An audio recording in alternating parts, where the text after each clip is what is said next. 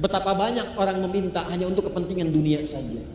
Apakah dilarang? Tidak. Cuman sayang, antum tidak akan mendapatkan dua hal. Saya kasih rahasia ya. Kalau ingin minta, ingin dipercepat oleh Allah, salah satunya, kalau anda cuma berkata, ya Allah kabulkan, jangankan anda, yang lain juga begitu. Begitu anda mohon dengan Sallallahu ala Muhammad Sallallahu alaihi wasallam. Kaidah yang pertama, jika antum ingin bermohon cepat ingin dikabulkan oleh Allah, maka bawalah doa itu pada kepentingan ibadah. Maka akan disegerakan.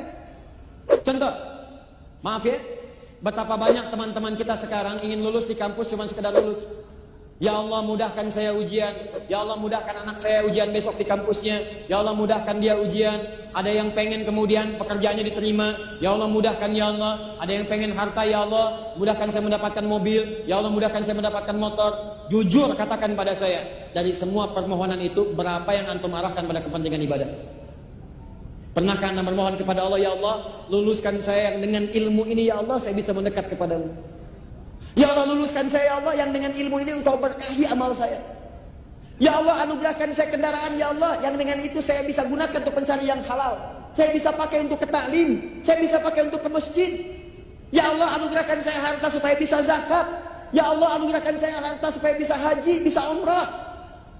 Betapa banyak orang meminta hanya untuk kepentingan dunia saja. Apakah dilarang? Tidak. Cuman sayang, antum tidak akan mendapatkan dua hal. Satu bagian akhiratnya, dan kedua percepatan untuk jawabannya. Yang minta dunia, Al-Baqarah ayat 200, paling kanan sebelah bawah.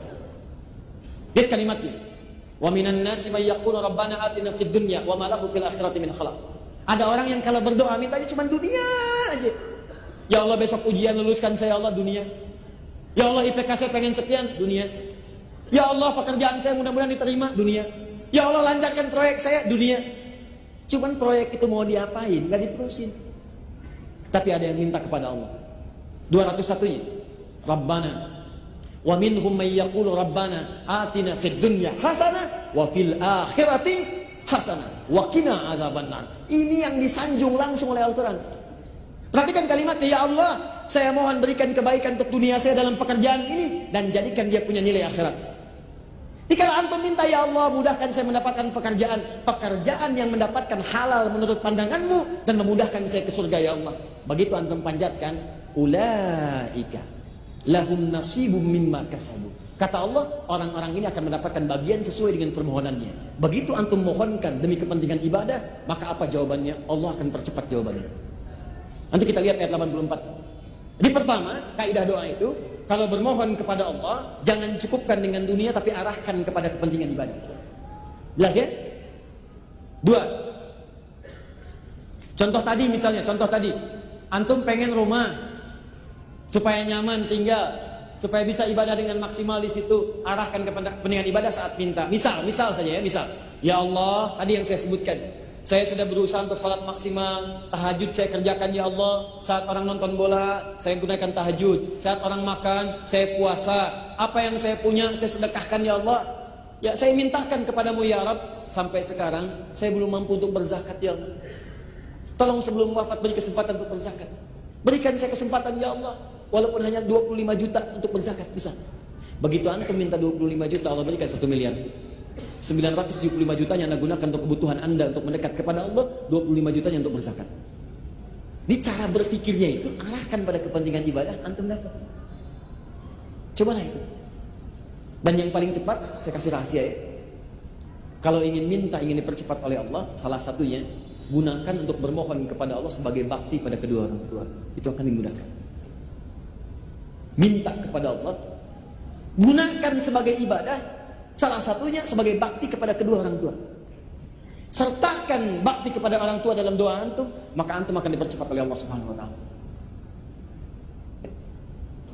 Dulu ayah saya meninggal tahun 97. Dia sosok yang menurut kami baik, perhatian, mengajar. Saya sering digendong saat mengajar dan saya tertidur. Sekarang gantian, saya mengajar, beliau tertidur. Singkatnya beliau meninggal. Dan sebelum wafat, saya diminta datang di rumah sakit, kemudian beliau menangis. Saya nggak tahu, karena masih kecil pada saat itu. Saya merasakan beliau menangis. Tapi ada kalimat yang tidak saya lupakan. Apa minta maaf? Beliau minta maaf karena tidak bisa mengantar ke pesantren. Di dalam pembaringannya pun masih memikirkan bagaimana caranya bisa mengantarkan anak saya sampai ke pesantren. Beliau menangis, kemudian dipeluk. Ya, saya memeluk dan beliau peluk, kemudian kita pamit. Singkatnya 2 pekan setelah itu beliau wafat. Dan saya disampaikan di pondok, hanya diumumkan setelah sholat subuh. Saya masih ingat saya diminta datang ke kantor, kemudian dikatakan diminta segera pulang. Ya, tidak diberitahu ayah saya sudah meninggal. Sampai Bandung saya baru tahu kalau paman saya mengatakan mungkin sudah tidak bisa melihat dan menyolatkan lagi, sudah selesai. Akhirnya saya baru tahu ayah saya meninggal. Pulang, sampai di rumah ba'da maghrib, saya dapatkan ibunda saya di ruang tengah. Ya, sudah beliau duduk dan saya berusaha untuk tidak menangis sedikit pun. Saya masih ingat saya peluk beliau. Setelah sholat saya temani beliau tidur. Terakhir saya melihat ayah saya dalam mimpi hanya pakai kain kemeja warna biru, ya, yang sering beliau kenakan, cuma senyum dan dada dan selesai. Setelah itu besoknya saya lihat di ruangannya dan saya temukan, masya Allah, ternyata selama ini tidak mengajarkan saya dengan kitab tapi dengan perilaku. Dan kitab itu yang saya temukan di pondok. Begitu saya pulang saya temukan kitab-kitabnya. Saya baru paham ternyata ada sesuatu yang disiapkan. Maka saya berpikir, ya Allah, kalau saya mendapatkan sesuatu di masa depan, bagaimana cara saya membalasnya? Ibu saya masih ada, ya saya akan maksimal bahagiakan. Ayah saya tidak ada, bagaimana membalasnya? Saya ambil mushaf, Pak, Bu. Mungkin tidak banyak orang tahu tentang ini. Saya ambil mushaf, ayah saya pada saat itu warnanya biru. Ya, saya bawa ke ruang tengah. Saya menghadap ke arah kiblat, saya memohon kepada Allah. Ya Allah, mudahkan saya untuk menghafal Al-Quran ini. Dan alirkan setiap pahalanya, ya Allah, setiap hurufnya kepada ayahanda dan ibunda saya. Alirkan pahalanya kepada ayahanda saya dan ibunda saya. Begitu saya katakan demikian, alhamdulillah. Saya mohonkan kepada Allah, mulai kemudian saya baca, saya niatkan nilai kebaikannya semua mengalir untuk ayahanda ibunda saya. Anda tahu apa yang terjadi? Begitu saya bacakan, tiba kemudian ayat itu tiba-tiba masuk dengan terjemahannya, dengan bagiannya, dengan masuk, dan sulit untuk keluar sejak saat itu. Begitu saya kembali ke pesantren, tiba-tiba pada saat sedang pengecekan ayat Al-Quran, diminta 8 ayat, lalu saya maju ke depan, setiap anak maju ke depan, begitu dapat giliran, lisan saya seakan-akan tidak berhenti untuk mengatakan dan mengucapkan kalimat Quran. Sampai dengan 8 ayat, 9 ayat, 10 ayat, 40 ayat. Baru setelah 40 guru saya meminta berhenti.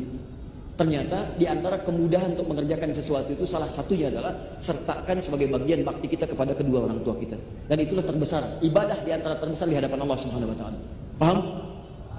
Misal Anda bermohon kepada Allah, ya Allah, jadikan saya cepat menghafal Quran supaya saya bisa memberikan mahkota kepada kedua orang tua saya. Ya Allah, sebelum saya wafat jadikan saya seorang penghafal Quran supaya bisa membahagiakan kedua orang tua saya. Itu demi Allah saya katakan, setidaknya akan memberikan kemudahan pada apa yang Anda kerjakan.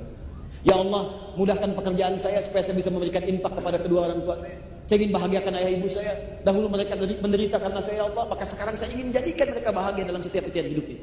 Begitu Anda lakukan yang demikian, demi Allah saya katakan akan ada kemudahan Anda dapatkan. Ini dia. 2, saya cepat.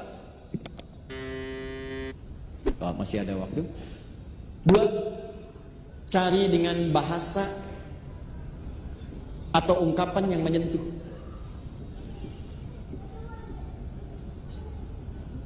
Ungkapkan doa itu dengan ungkapan yang menyentuh. Cari kalimat-kalimat terbaik. Kalau Anda cuma berkata, ya Allah kabulkan, jangankan Anda, yang lain juga begitu. Ya Allah besok saya mau ujian, ya Allah tolong mudahkan. Jangankan Anda, teman Anda yang lain 100 orang juga begitu. Tes, misalnya CPNS, yang daftar 10.000, setiap orang mengatakan, ya Allah mudahkan, ya Allah luluskan saya untuk tes besok. Jangankan Anda, yang lain juga begitu.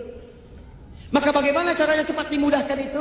Maka teman-teman sekalian, cari kalimat yang paling menyentuh, karena Allah punya sifat, diantaranya sifat yang sangat perasa.